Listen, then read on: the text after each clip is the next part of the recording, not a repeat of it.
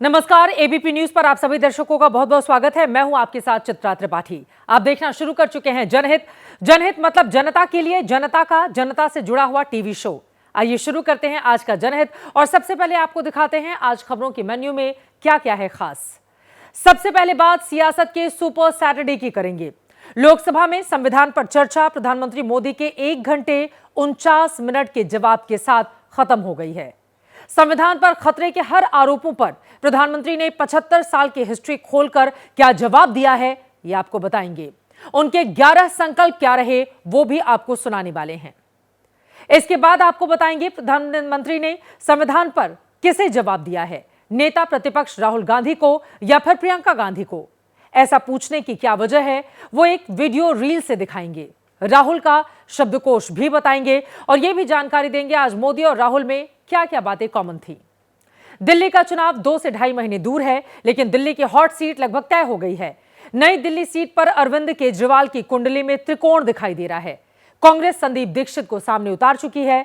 संकेत है कि बीजेपी पूर्व सांसद प्रवेश वर्मा को यहां से चुनावी मैदान में उतार सकती है। कुछ दिन पहले हिमाचल के सीएम सुक्खू के समोसे की खूब चर्चा हुई। सीआईडी तक ने जांच की थी कि सीएम साहब के समोसे कौन खा गया। अब हिमाचल की सियासत समोसे से जंगली मुर्गे पर आ गई है। जंगल में जंगली मुर्गे की दावत पर क्या कहना है मुख्यमंत्री का, बताएंगे। और आगे आपको दिखाएंगे पर्दे पर ना झुकने वाले पुष्पा को भी कानून के आगे कैसे झुकना ही पड़ा। बेडरूम से गिरफ्तारी और अदालत से मिली जमानत के बावजूद जेल में एक रात गुजारने के बाद सुपरस्टार अल्लू अर्जुन आखिरकार अपने घर लौट आए। ये तमाम खबरें विस्तार से आपके सामने रखेंगे, तो चलिए शुरुआत करते हैं। और जनहित में सबसे पहले बात संविधान की, जिस पर लोकसभा में चर्चा खत्म हो गई है।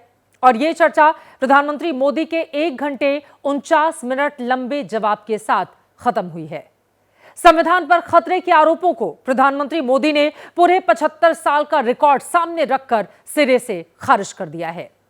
प्रधानमंत्री के भाषण की सबसे बड़ी बातें आपको बताते चलें।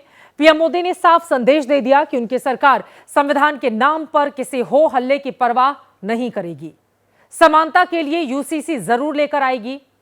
पर्सनल लॉ भी खत्म करेगी। धार्मिक आरक्षण को देश में कभी लागू नहीं होने देगी। दलितों, पिछड़ों का आरक्षण कभी नहीं छीनने देगी। और देश की खातिर संविधान में जब जरूरी लगा वैसा ही सार्थक बदलाव करेगी, जैसा 370 को हटाने के लिए किया गया था। इसी के साथ कांग्रेस को संविधान पर ज्ञान ना देने की सलाह भी आज पीएम मोदी की ओर से दी गई है। समान नागरिक संहिता, यूनिफॉर्म सिविल कोड, ये विषय भी संविधान सभा के ध्यान बाहर नहीं था। संविधान सभा ने यूनिफॉर्म सिविल कोड को लेकर के लंबी चर्चा की, गहन चर्चा की, और उन्होंने बहस के बाद निर्णय किया कि अच्छा होगा कि जो भी सरकार चुन करके आए वो उसका निर्णय करे और देश में यूनिफॉर्म सिविल कोड लागू करे। ये संविधान सभा का आदेश था। और उसी संविधान की भावना को ध्यान में रखते हुए, संविधान निर्माताओं की भावना को ध्यान में रखते हुए हम पूरी ताकत से लगे हुए हैं सेक्युलर सिविल कोड की। और आज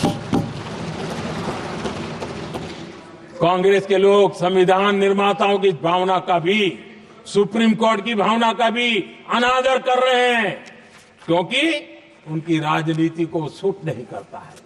उनके लिए संविधान वो पवित्र ग्रंथ नहीं है। बाबा साहब ने कहा था धार्मिक आधार पर बने, ये मैं बाबा साहब की बात कर रहा हूं, इतना वीडियो कट करके घुमाना मत।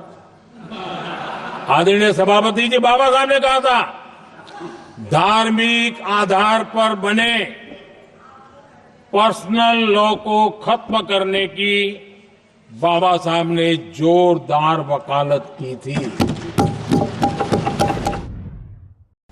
हमने संविधान संशोधन किया, हमने देश की एकता के लिए किया। बाबा साहब आंबेडकर का संविधान 370 की दीवार के कारण जम्मू कश्मीर की तरफ देख भी नहीं सकता था। हम चाहते थे बाबा साहब आम्बेडकर का संविधान हिंदुस्तान के हर हिस्से में लगना चाहिए, और इसलिए बाबा साहब को श्रद्धांजलि भी देनी थी, देश की एकता को मजबूत करना था। हमने संविधान संशोधन किया, डंके की चोट पर किया और 370 को हटाया, और भारत की सुप्रीम कोर्ट ने भी अब तो उसको मोहर लगा दी है। संविधान निर्माताओं ने धर्म के आधार पर आरक्षण होना चाहिए कि नहीं होना चाहिए, इस विषय पर घंटों तक, दिनों तक गहन चर्चा की है, विचार विमर्श किया है, और सबका मत बना है कि भारत जैसे देश की एकता और अखंडता के लिए धर्म के, संप्रदाय के आधार पर आरक्षण नहीं हो सकता है। सुविचारित मत था, लेकिन कांग्रेस ने सत्ता सुख के लिए, सत्ता भूख के लिए, अपनी वोट बैंक को खुश करने के लिए धर्म के आधार पर आरक्षण का नया खेल खेला है, जो संविधान की भावना के खिलाफ है। संविधान के तहत सरदार साहब ही देश के प्रधानमंत्री बनते हैं, लेकिन लोकतंत्र में श्रद्धा नहीं, खुद के संविधान पर विश्वास नहीं, खुद के ही संविधान को स्वीकारना नहीं, और सरदार साहब देश के प्रधानमंत्री नहीं बन सके और ये बैठ गए। जो लोग अपनी पार्टी के संविधान को, जो लोग अपनी पार्टी के संविधान को नहीं मानते, वो कैसे देश के संविधान को स्वीकार कर सकते हैं। चुन चुनकर एक एक सवाल का प्रधानमंत्री नरेंद्र मोदी ने जवाब दिया। पूरे आत्मविश्वास के साथ लबरेज दिखे और पूरी तैयारी के साथ नरेंद्र मोदी लोकसभा में पहुंचे हुए थे। अब आपको संविधान पर मोदी सरकार के 11 संकल्प सुनाते हैं, जिन्हें पढ़कर प्रधानमंत्री ने लोकसभा में एक तरह से संविधान को लेकर विपक्ष के सारे आरोपों का जवाब दिया है। इस सदन के पवित्र मंच से 11 संकल्प सदन के सामने रखना चाहता हूं। पहला संकल्प है, चाहे नागरिक हो या सरकार हो, सभी अपने कर्तव्यों का पालन करें। दूसरा संकल्प है, हर क्षेत्र, हर समाज को विकास का लाभ मिले, सबका साथ, सबका विकास हो। तीसरा संकल्प है, भ्रष्टाचार के प्रति जीरो टॉलरेंस हो। भ्रष्टाचारी की सामाजिक स्वीकार्यता न हो, भ्रष्टाचारी की सामाजिक स्वीकार्यता न हो। चौथा संकल्प है, देश के कानून, देश के नियम, देश की परंपराओं के पालन में देश के नागरिकों को गर्व होना चाहिए, गर्व का भाव हो। पांचवा संकल्प, गुलामी की मानसिकता से मुक्ति हो, देश की विरासत पर गर्व हो। छठा संकल्प, देश की राजनीति को परिवारवाद से मुक्ति मिले। सातवां संकल्प, संविधान का सम्मान हो। राजनीतिक स्वार्थ के लिए संविधान को हथियार न बनाया जाए। आठवां संकल्प, संविधान की भावना के प्रति समर्पण रखते हुए जिनको आरक्षण मिल रहा है वो न छीना जाए और धर्म के आधार पर आरक्षण की हर कोशिश पर रोक लगे। 9वां संकल्प विमेन लेड डेवलपमेंट में भारत दुनिया के लिए मिसाल बने। 10वां संकल्प राज्य के विकास से राष्ट्र का विकास, ये हमारा विकास का मंत्र हो। 11वां संकल्प एक भारत श्रेष्ठ भारत का ध्येय सर्वोपरि हो। तो संविधान पर चर्चा में प्रधानमंत्री मोदी का जवाब, उनके संकल्प आपने सुन लिए। संविधान पर नेता प्रतिपक्ष राहुल गांधी ने क्या कहा, अब वो भी सुनाएंगे, लेकिन उसके पहले एक सवाल की तरफ आपको लेकर चलते हैं। कल आपने देखा था संसद में प्रियंका गांधी ने 32 मिनट का भाषण दिया, तो उसके बाद उनकी और राहुल गांधी में तुलना शुरू हो गई। प्रियंका का भाषण सधा हुआ था, सत्ता पक्ष ने शांति से सुना, टोका टाकी भी नहीं की। खुद राहुल ने भी माना कि प्रियंका उनसे अच्छा बोली। संसद में ऐसी चर्चाओं में नेता सदन के पहले नेता प्रतिपक्ष बोलते हैं। इसे इस तरह मानते हैं कि पीएम का भाषण नेता प्रतिपक्ष के भाषण का जवाब भी होता है। लेकिन आज पीएम के भाषण का बड़ा हिस्सा अगर आप देखेंगे तो उसमें आपको राहुल गांधी की बजाय प्रियंका के भाषण का, प्रियंका की बातों का ज्यादा जवाब दिखेगा। 5 बयानों की रील देखकर आप इसका अनुमान लगाइए। प्रधानमंत्री जी यहाँ सदन में संविधान की किताब को यूं माथे से लगाते हैं, लेकिन संभल में, हाथरस में, मणिपुर में जब न्याय की गुहार आती है, उठती है, तो उनके माथे पे शिकन तक नहीं आता। और मैं जब मुख्यमंत्री था उसी कार्यकाल में संविधान के 60 साल हुए और तब मैंने तय किया था मुख्यमंत्री के नाते कि हम गुजरात में संविधान के 60 साल मनाएंगे। और इतिहास में पहली बार ऐसा हुआ है जब संविधान के ग्रंथ को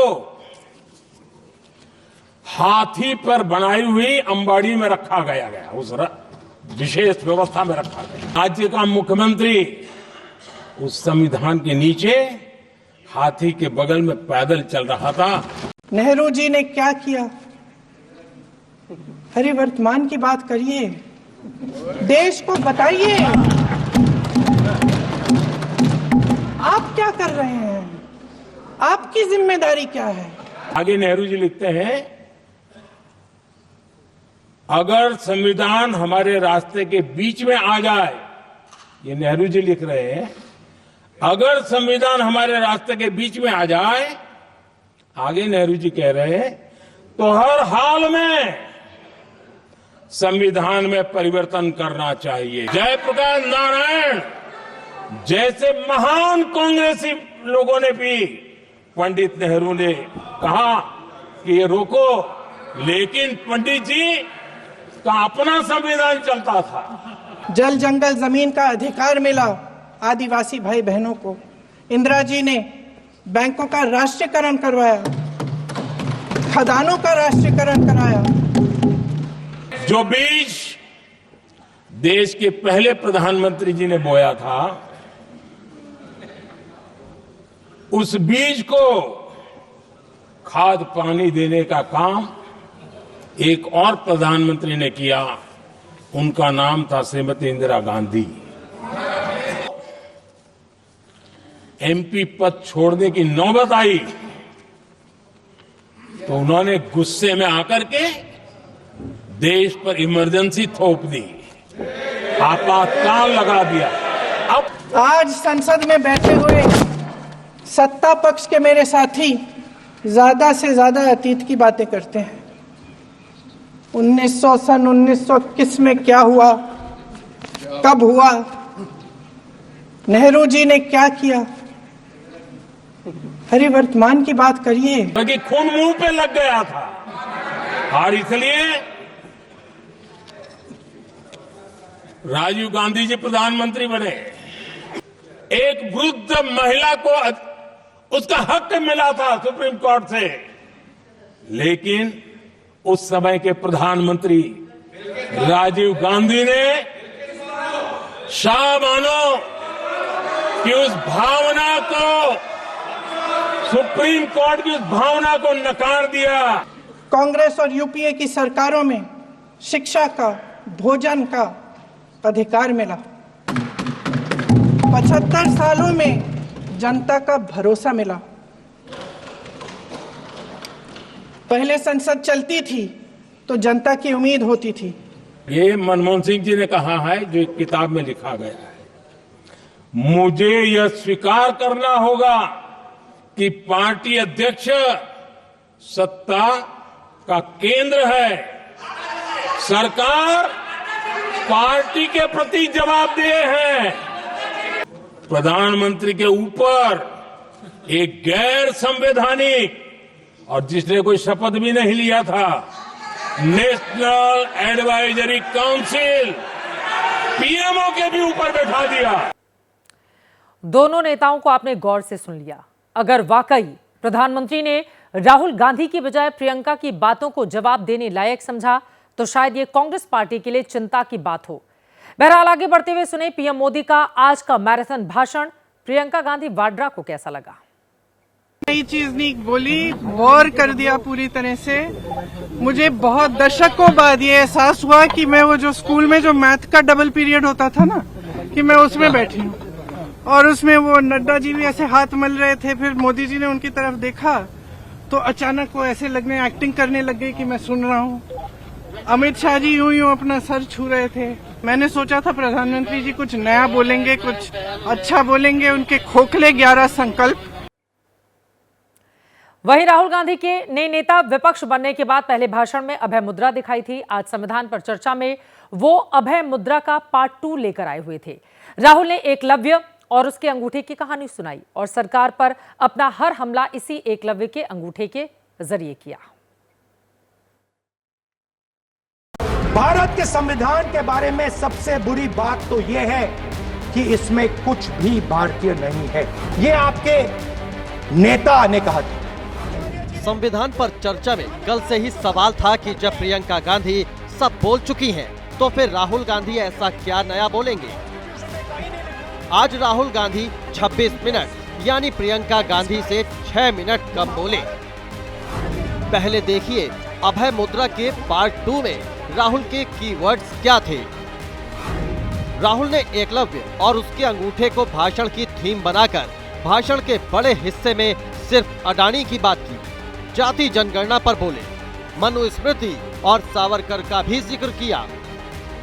राहुल ने सावरकर पर पहला हमला संविधान में सावरकर की सोच होने के दावे पर किया। भारत के संविधान के बारे में सबसे बुरी बात तो यह है कि इसमें कुछ भी भारतीय नहीं है। ये आपके नेता ने कहा था, जिसकी आप पूजा करते हैं। इसके बाद राहुल ने एकलव्य के अंगूठे का किस्सा शुरू किया। पहले इसे सरकार और अडानी से जोड़ा, फिर अंगूठे को सारे मुद्दों से जोड़ते गए। जैसे द्रोणाचार्य जी ने एकलव्य का अंगूठा काटा, वैसे ही आप पूरे देश का अंगूठा काटने में लगे हुए हो। जब आप अडानी जी को धारावी देते हो, तो आप धारावी के जो एंटरप्रेन्योर्स हैं, जो स्मॉल एंड मीडियम बिजनेसेस हैं, उनका आप अंगूठा काटते हो। हजारों युवा सुबह उठकर रनिंग करते थे, वेट ट्रेनिंग करते थे आर्मी में जाने के लिए। जब आपने अग्निवीर लागू किया तो आपने उन युवाओं की उंगली काटी। जब आप पेपर लीक कराते हो, 70 बार आपने पेपर लीक करवाया है, तब आप हिंदुस्तान के युवाओं के अंगूठा काटते हो।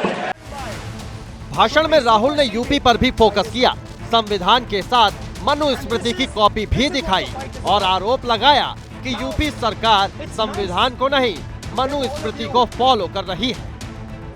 ये कॉन्स्टिट्यूशन में कहां लिखा है कि जो बलात्कार करते हैं वो बाहर रहे, और जिसका रेप हुआ है, जिसके परिवार, उस परिवार को बंद कर दिया जाए? कहां लिखा है कॉन्स्टिट्यूशन में? ये आपकी किताब में लिखा हुआ है, मनुस्मृति में लिखा है, मगर कॉन्स्टिट्यूशन में नहीं लिखा। और अगर आप कहते हो कि यूपी में आपका राज है और वहां पे कॉन्स्टिट्यूशन नहीं लागू होता है, वहां पे मनुस्मृति लागू हो रही है। आखिर में राहुल गांधी ने चैलेंज दोहराया कि जाति जनगणना को करवा के ही रहेंगे। हम कास्ट सेंसस लागू करेंगे। ईवीएम, चुनाव आयोग, ईडी, सीबीआई आज इनका नाम नहीं लिया।